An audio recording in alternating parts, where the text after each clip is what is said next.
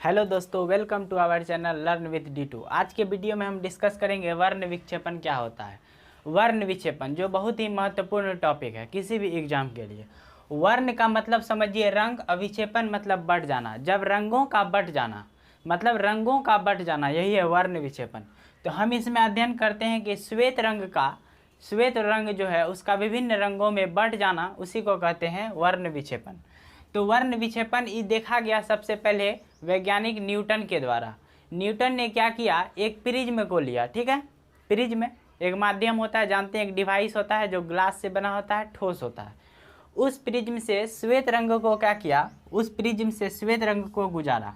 तो अब यहाँ तक आया आपतित किरण, माध्यम देखिए चेंज हो रहा है। अब ये ग्लास में जाएगा मतलब प्रिज्म में जाएगा, तो अभिलंब की ओर थोड़ा मुड़ेगा। तो जैसे इस श्वेत प्रकाश को प्रिज्म डिवाइस से होकर गुजारते हैं तो 7 विभिन्न रंग का एक रंगीन पट्टी में हमको नजर आता है, 7 विभिन्न रंग में बढ़ जाता है। तो 7 विभिन्न रंग में बढ़ जाता है तो इसी को बोलते हैं वर्ण विक्षेपण। तो श्वेत प्रकाश को जब किसी प्रिज्म से होकर गुजारे तो इसके विभिन्न रंगों में विभक्त होने की घटना को प्रकाश का वर्ण विक्षेपण कहते हैं। जब न्यूटन ने क्या किया, श्वेत रंग प्रकाश को लिया, उसके बाद इसको क्या किया, प्रिज्म से होकर गुजारा, तो इसको देखा कि 7 विभिन्न रंग है। वो 7 रंग कौन सा है, तो देखिए बे, जानी, हपी, नाला। इसका शॉर्टकट नाम है। बे से बैगनी, जा से जामुनी, नी से नीला, ह से हरा, पी से पीला, ना से नारंगी, ला से लाल। वी से वायलट, यही हुआ बैगनी। आई से इंडिगो मतलब जामुनी, बी से ब्लू मतलब नीला, जी से ग्रीन मतलब हरा, वाई से येलो मतलब पीला, ओ से ऑरेंज मतलब नारंगी, आर से रेड मतलब लाल। तो जब इसको गुजारा तो 7 विभिन्न रंग में विभक्त हो गया। फिर न्यूटन क्या करता है कि कोई और प्रिज्म लेता है, बोलता है कहीं प्रिज्म में तो गुण नहीं है, कहीं भी प्रिज्म में गुण होगा तो यहाँ पर गुजर गया। फिर क्या करता है, कोई और प्रिज्म लेके देखता है, तो दूसरा प्रिज्म से भी श्वेत रंग को गुजरता है तो वही रंगीन पट्टी मिलता है। तो ये 7 रंग में विभक्त हो जाता है। ठीक, अब बोला भाई तो सही रे बाप, जब हम 7 भी श्वेत प्रकाश को प्रिज्म से गुजारते हैं तो 7 रंग हमको दिखने को मिल जाता है। तो ये क्या किया, एक उल्टा प्रिज्म को क्या किया, एक प्रिज्म और लिया, उसको इसके विपरीत उल्टा कर दिया। यहाँ पे देखिए, एक प्रिज्म को और ले लिया, इसको उल्टा कर दिया। यहाँ पे एक प्रिज्म को और ले लिया, इसको इस तरह से यहाँ पर क्या कर दिया, उल्टा कर दिया। इसको हम आगे डिस्कस करेंगे। ठीक है, इसको इस तरह से उल्टा प्रिज्म को लटकाया। जब इस 7 रंग को फिर इस प्रिज्म से गुजारा तो पता चला यहाँ हमको श्वेत रंग मिल जाता है। मतलब इसका विपरीत काम किया। जब श्वेत प्रकाश को इस प्रिज्म से गुजारा तो 7 रंग मिला, फिर इस 7 रंग को क्या किया, उल्टा प्रिज्म से गुजारा तो श्वेत प्रकाश मिला। तो डायरेक्ट फिर वर्ण विक्षेपण बोल दिया कि श्वेत प्रकाश को जब किसी प्रिज्म से होकर गुजारते हैं तो इसके विभिन्न रंग में विभक्त होने की घटना को प्रकाश का वर्ण विक्षेपण कहते हैं। देखिए दोस्तों, जब श्वेत प्रकाश को गुजारते हैं तो माध्यम चेंज हो रहा है, अभिलंब की ओर मुड़ेगा। तो यहाँ 7 रंग जो हो रहा है, देखिए सबसे अधिक विचलन, देखिए सबसे अधिक अपना मार्ग से भटक रहा है कौन, मार्ग था ये, भटकाइए, लेकिन सबसे अधिक भटक रहा है कौन, देखिए बैगनी। सबसे अधिक कौन भटक रहा है, बैगनी। और सबसे कम कौन भटक रहा है, लाल। सबसे कम कौन भटक रहा है, लाल। तो वही बोला सबसे अधिक विचलन मतलब भटक जाना मार्ग से। सबसे अधिक विचलन किसका हो रहा है, देखिए बैगनी का। सबसे कम विचलन किसका हो रहा है, लाल का। सबसे कम विचलन किसका हो रहा है, लाल का। सबसे अधिक विचलन किसका हो रहा है, बैगनी का। ठीक है दोस्तों, अब आपको वर्ण विक्षेपण समझ में आ गया होगा। अब हम जानते हैं कि श्वेत प्रकाश को जब प्रिज्म से गुजारे तो 7 रंग ये हो गया आपका बेजानी, हैप्पी, नाला। शॉर्टकट ट्रिक याद रखिए, बैगनी, जामुनी, नीला, हरा, पीला, नारंगी, लाल। तो इसका इंग्लिश में विभगी। और अब जानते हैं कि प्रकाश तरंगदैर्घ्य क्या होता है। ठीक है दोस्तों, प्रकाश तरंगदैर्घ्य जान लेते हैं।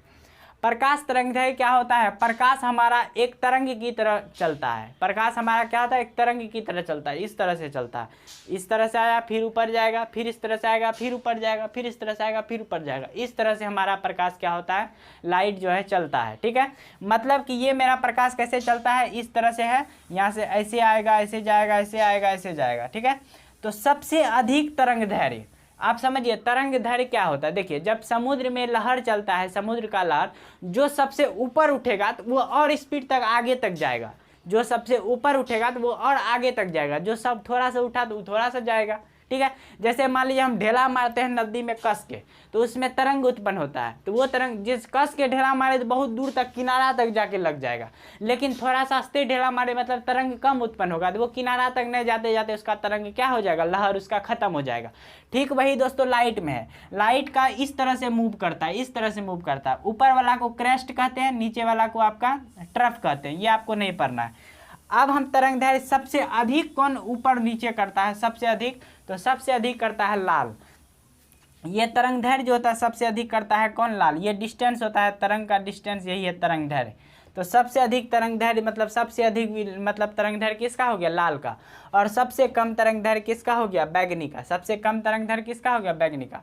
तो श्वेत प्रकाश के तरंग दैर्घ्य का रेंज होता है 400 नैनोमीटर से 700 नैनोमीटर तक। नैनोमीटर क्या होता है? 1 मीटर बराबर 10⁻⁻9। 1 नैनोमीटर बराबर होता है 10⁻⁻9 मीटर। तो यहाँ पर 400 नैनोमीटर से 700 नैनोमीटर तक। जब इसको एंगस्ट्रम में चेंज करेंगे तो 4000 एंगस्ट्रम से 7000 एंगस्ट्रम तक ये हो जाएगा। एंगस्ट्रम में चेंज करना कैसे जानते हैं? तो 1 नैनोमीटर 10⁻⁹ मीटर, उसी तरह 1 एंगस्ट्रम बराबर होता है 10⁻⁻10 मीटर। अब हम क्या करते हैं? नैनोमीटर को पहले मीटर में चेंज कर लेंगे, ठीक है। मीटर में चेंज करेंगे तो 400 को हम क्या करेंगे? गुना कर देंगे 10⁻⁹ से, तो ये अब मीटर में चेंज हो जाएगा। तो अब क्या करेंगे? फिर इसको एंगस्ट्रम में चेंज करेंगे। मीटर को जब एंगस्ट्रम में चेंज करना होगा तो कितना से गुना करेंगे? 10⁻10 से गुना कर देंगे। तो देखिए यहाँ से एक ई -9 है, ई 1 10 है, तो ई क्या हो जाएगा? 400 गुना ई गुना आधार समान है, ई जुड़ जाएगा, 10 में से 9 गया 1, तो 400 गुना 10 4000। तो इसी तरह इसका हो गया 4000 एंगस्ट्रम। सबसे अधिक कम देखिए सबसे कम तरंग दैर्घ्य किसका है? बैगनी का, 4000 एंगस्ट्रम 400 नैनोमीटर। उसी तरह 700 नैनोमीटर 7000 एंगस्ट्रम। सबसे अधिक तरंग दैर्घ्य आपका लाल है और सबसे कम तरंग दैर्घ्य आपका बैगनी का है। कितना है ये रेंज? श्वेत प्रकाश के तरंग दैर्घ्य का रेंज यही होता है 400 नैनोमीटर से 700 नैनोमीटर तक। इसी रेंज में हमारा तरंग दैर्घ्य रहेगा तभी हम उसका तरंग दैर्घ्य को देख पाएंगे, अन्यथा हम तरंग दैर्घ्य को नहीं देख पाएंगे। अब आप जान लिए कि सबसे अधिक तरंग दैर्घ्य आपका किसका हो गया? लाल रंग का। जिसका तरंग अधिक, जैसे समुद्र से तुरंत तुलना की, जिसका तरंग लहर अधिक वो और दूर तक जाएगा, वही बात है हमारा यहाँ पर क्या? लाल में। जिसका अधिक तरंग दैर्घ्य है, मतलब लाल का अधिक तरंग दैर्घ्य है, तो वो हमको बहुत दूर तक दिखेगा, मतलब उसका स्पीड भी ज़्यादा होगा। मतलब क्या होगा? उसका स्पीड भी लाल का स्पीड भी क्या होगा? ज़्यादा होगा।